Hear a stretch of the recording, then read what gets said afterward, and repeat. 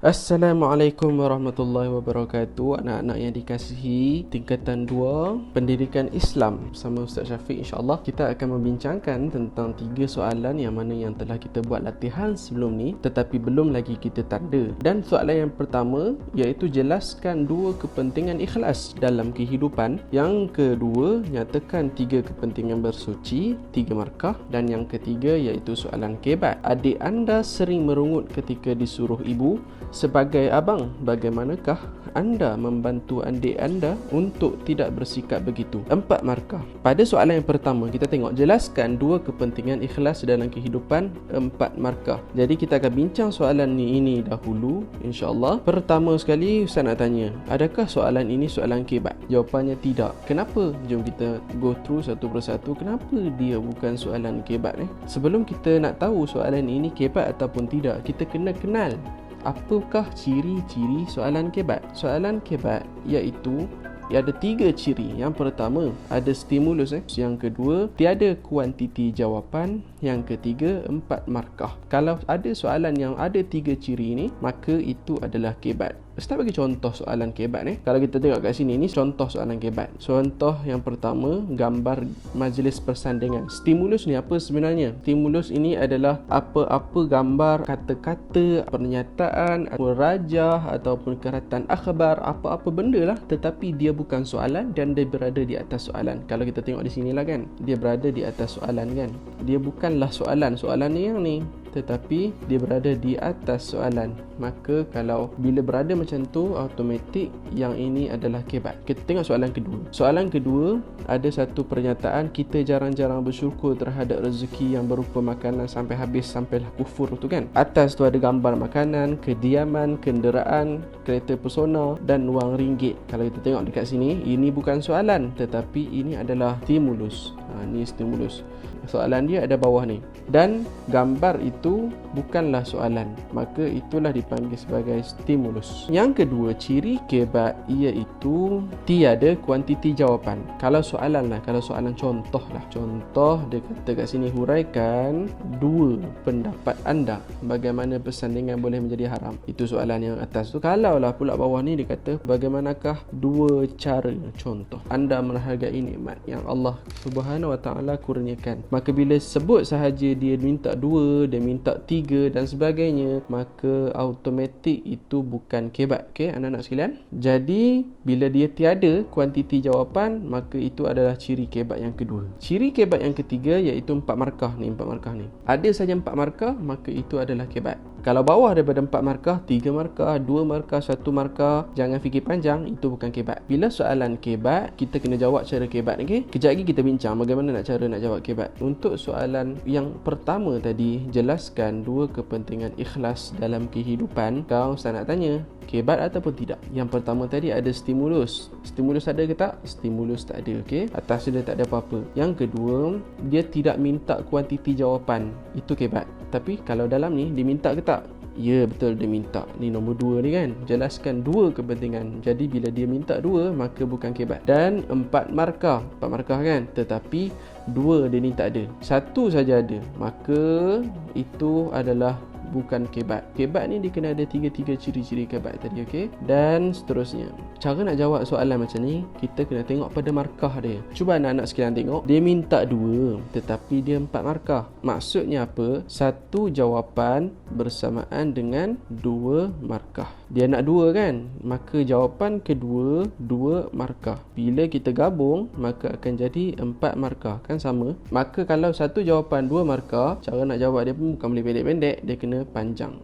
Kita cuba tengok cara nak jawab soalan ni. Dan bila dia minta 2, jangan lupa untuk tulis nombor 1 dan 2. Sebab 2 kan? Jangan lupa yang ni. Dan seterusnya, tengok markah dia ada 4. Maksudnya 2 markah 1 jawapan. Jadi dia kena ada yang pertama sekali isi. Dan juga yang kedua dia kena ada huraian. Jawapan dia tak boleh pendek. Dan nak jawab soalan yang ada isi dan huraian, 2 kepentingan ikhlas dalam kehidupan. Apa dia? Yang pertama sekali iaitu ibadat diterima. Cukup ke tak? Tak cukup lagi. lagi ya. Ini baru isi. Cara nak jawab huraian, kita kena tambah sama ada antara kabus. Kabus apa dia kabus? Ingat balik, kabus adalah kerana, agar, bagi, untuk, supaya. Mana-mana antara tu pun boleh pakai, ataupun kita nak tambah satu lagi contoh pun boleh untuk kita letak sambung antara isi dengan huraian. Jadi dekat sini Ustaz letak katakan ibadah kita diterima kerana kita beribadah kerana Allah. Itu adalah huraian. Barulah dapat 2 markah. Sama juga jawapan yang seterusnya. Untuk jawapan yang kedua, kepentingan ikhlas dalam kehidupan antaranya adalah diredai Allah. Ini isi anak-anak. Huraian dia supaya kita mendapat syurga. Ini adalah huraian. Maka barulah kita dapat 2 markah, campur 2 markah, dapatlah 4 markah penuh. Okay, itu cara nak jawab. Jangan jawab takat ni je. Dapat 1 markah, 1 markah, 2 markah saja. Kerana ini penting. Ini jangan tinggal. Ini adalah huraian. Okey, ingat huraian kena masukkan juga. Apa-apa pun kena ada untuk dapatkan 4 markah. Kenapa? Sebab soalan ni 4 markah. Berbeza dengan soalan yang seterusnya kejap lagi kita bincang. Ini pasal 2 sama dengan 4. Maka 1 jawapan 2 markah, 2 jawapan 4 markah. Kena panjang sikit jawapan dia. Ingat elok. Soalan yang kedua, iaitu nyatakan kepentingan bersuci. 3 markah. Jadi bila 3, dia minta 3 dan jawapan dia 3 markah, maka satu jawapan berapa markah? Ya, satu jawapan 1 markah. Bila satu jawapan 1 markah, jawapan dia pendek atau panjang?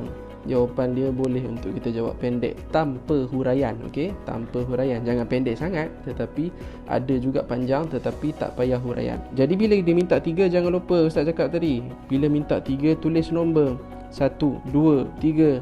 Tu ingat tu. Bila dia minta kepentingan bersuci, apa jadi? Jauh daripada penyakit. Contoh, ini jawapan yang pertama. Isi atau huraian ni? Ya, isi. Yang ni isi Huraian perlu tak? Huraian tak perlu. Dan jawapan yang kedua, bila kita bersuci maka orang suka dengan kita kan, manusia suka dengan kita. Okey, ini antara jawapan dia. Dan yang ketiga, Allah menyukai orang yang bersuci. Okey, itu adalah 3 kepentingan bersuci. Yang ni 1 markah, 2 markah, 3 markah, dapatlah 3/3. Baik, itu adalah cara jawab. Kenapa beza? Kerana markah dia yang beza.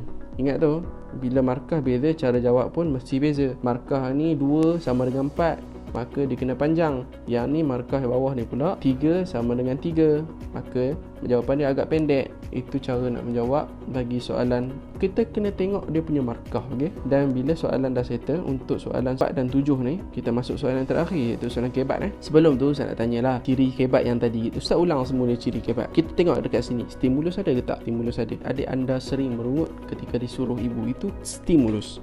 Yang kedua, dia minta tak? Berapa dia nak jawapan dia? Ya, dia tak minta. Dia tak tanya pun apakah cara, 2 cara untuk membantu adik anda. Dia tak minta macam tu pun. Jadi maka ciri kedua kebat. Ciri ketiga kebat, 4 markah. 4 markah ke tak? Ya, 4 markah. Maka itu adalah kebat. Okey anak-anak. 3 ciri kebat cukup pada dia. Jangan fikir panjang. Ini adalah soalan kebat. Jawablah cara kebat. Cara nak jawab cara kebat iaitu, kita tengok balik sebelum ni insya-Allah. Cara nak jawab kebat. Untuk soalan kebat, kita perlu ada 4 benda. Yang pertama isi, singkatan dia I. Yang kedua huraian, singkatan dia adalah H. Yang ketiga huraian lengkap, singkatan dia adalah HL. Yang keempat kesimpulan, singkatan dia K, kesimpulan K. Kena ada 4 benda ni dalam kebat kita. Cara nak jawab isi, baik, kita nak tengok cara nak jawab isi pula. Cara nak jawab isi mudah je. Isi, kita perlu menjawab soalan dia. Kita tengok dekat sini, soalan yang ni berpandukan gambar dan teks di atas. Bagaimanakah anda menghargai nikmat yang Allah kurniakan? Jadi dia punya soalan bagaimana. Bila dia tanya bagaimana, maka jawapannya adalah cara. Kita jawab dengan mula dia. Caranya adalah, sebab apa? Sebab dia tanya bagaimana. Kalau dia tanya apakah kesan kita menghargai nikmat, maka nak kena jawab caranya ke? Tak. Jadi bagaimana kita nak jawab?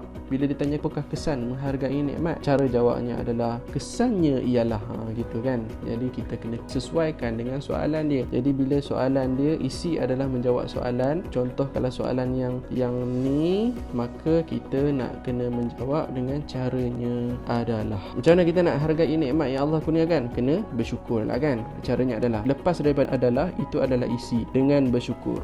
Ini contoh Ustaz bagi jawapan lah, dengan bersyukur kepada Allah. Panjangan sikit, jangan pendek sangat. Okey, ini isi. Untuk huraian, cara nak buat huraian adalah kita pakai salah satu daripada kabus yang Ustaz sebutkan tadi. Apa tadi? Kerana, agar, bagi, untuk, supaya. Okey, baik, itu adalah kabus. Okey, dan kita pakai salah satu. Contohlah, kita sambung balik ayat. Dengan bersyukur kepada Allah kerana, kita pakai kerana. Okey, Allah suka orang yang bersyukur. Okey, ini salah satu contoh jawapan. Baik, cara nak jawab huraian lengkap HL, caranya adalah kita pakai salah satu juga daripada kabus boleh, tetapi cuba upgradekan ayat dia. Contohnya macam hal ini kerana, ataupun hal ini menyebabkan, ataupun contoh, ataupun kalau kita ada bab kata pepatah, firman Allah. Mana-mana je kita pakai, yang kita boleh letak dalam huraian lengkap adalah semua benda yang Ustaz sebutkan. Contoh Ustaz letaklah kat sini, hal ini menyebabkan. Okay? Hal ini menyebabkan, bila Allah suka orang yang bersyukur, apa jadi? Hal ini menyebabkan Allah menambah rezeki. Ini adalah huraian lengkap, Allah menambah rezeki kita. Yang terakhir, kesimpulan. Cara nak jawab kesimpulan, kita mulakan dengan ayat kesimpulannya. Jangan lupa ayat ni, Ustaz minta semua murid-murid jangan lupa untuk tulis kesimpulannya. Kita hendaklah, ini mesti untuk mula ayat dia. Tak kisah kita hendaklah, kita mestilah, kita wajiblah, kita wajarlah, boleh semua. Tetapi jangan tinggal kesimpulannya, kita hendaklah. Okey. Cara nak jawab untuk kesimpulan, kita apa yang kita nak nasihatkan daripada jawapan kita ni? Kita hendaklah jangan menunjuk-nunjuk dengan harta kerana semuanya milik Allah. Ini cara nak jawab kesimpulan. Nampak tak kenapa Ustaz letak menunjuk-nunjuk? Sebabnya kita jangan ulang balik dia punya isi. Anak murid sekalian, jangan ulang kesimpulan kita dengan isi kita. Jangan ulang, sebab bila ulang kemungkinan akan salah. Kita hendaklah bersyukur kepada Allah. Boleh? Tak boleh. Tak boleh. Jangan buat macam tu. Kita kena buat ayat yang lain. Jadi Ustaz letak jangan menunjuk-nunjuk dengan harta. Bila kita jawab jangan menunjuk dengan harta, jangan lupa untuk kita letak kabus. Sebab bila kita letak kabus, kita akan panjangkan lagi dia punya kesimpulan. Akan jadi lebih lengkap kerana semuanya milik Allah. Jangan lupa jangan kita jawab kita hendaklah jangan menunjuk-nunjuk dengan harta. Jangan setakat tu je kita jawab, tapi kita kena upgrade, kita kena panjangkan lagi dengan kabus. Okey anak-anak sekalian, yang tu saja cara nak jawab kebat. Baik, kita berbalik kepada soalan yang tadi, iaitu soalan kebat tadi. Sebagai abang, bagaimana anda membantu adik anda untuk tidak bersikap situ? Jadi isi dia apa? Bagaimana tu kita kena jawab dengan caranya adalah, baik, sebelum kita nak jawab, jangan jawab dalam point macam sebelum ni. Ni point Ustaz bagi, tapi jangan jawab macam ni. Ini Ustaz tunjuk contoh saja sebenarnya. Jawab dalam esei. Cara nak jawab dalam esei macam kita jawab dalam karangan. Caranya adalah apa kita nak buat? Adik kita tak buat macam tu. Dengan cara kita, caranya ialah jangan lupa untuk mula ayat caranya ialah isinya menegur adik saya dengan baik.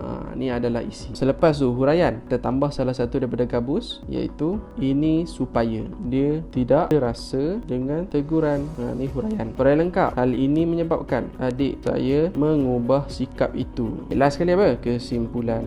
Jangan lupa letak kesimpulannya. Kita mestilah taat dengan ibu bapa supaya hidup kita diredai Allah. Siaplah kita punya kebat. Kita tengok balik. Yang pertama sekali isi. Yang kedua ini adalah huraian. Yang ketiga ini adalah huraian lengkap. Yang keempat, yang terakhir, iaitu dia punya kesimpulan, iaitu mestilah taat dengan ibu bapa supaya hidup kita diredai Allah. Cukup 4 markah? Cukup 4/4. Itulah cara nak jawab kebat. Okey anak-anak sekalian, itu saja. Wallahu alam. Moga-moga semua ikut cara yang saya ajar ni. Wallah. Assalamualaikum warahmatullahi wabarakatuh.